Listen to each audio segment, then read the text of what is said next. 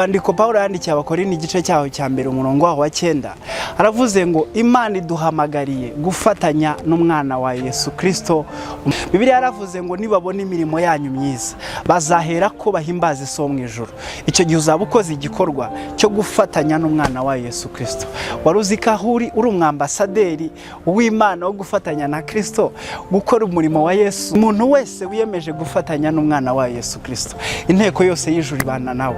Yesu aravuze ngo uwo muntu tuzaza aho ari, Imana Data, Mwuka Wera n'umwana wayo bazaza aho ari. Impamvu Yesu yitwa Emmanuel riravuze ngo Imana mu bantu, cyangwa bivuze ngo Imana iri kumwe natwe. Imana iri kumwe natwe. Yesu araduhamagara kugira ngo dufatanye nawe.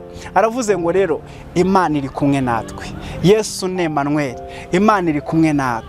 Ntago uri wenyine, ntiwongere kwiheba, Imana iri kumwe natwe. Bibiliya iravuga ngo dukwiriye kwamamaza ubutumwa bwiza, tukavuga ubwami bw'Imana, ku bwami bw'Imana buri mugufi. Abantu tukwiye kwihana tugahindukira tugakora umurimo w'Imana. Imana iguha umugisha, uhamagariye gukora umurimo w'Umwami.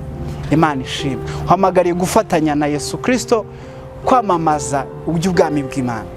Imana iguha umugisha cyane. Amen.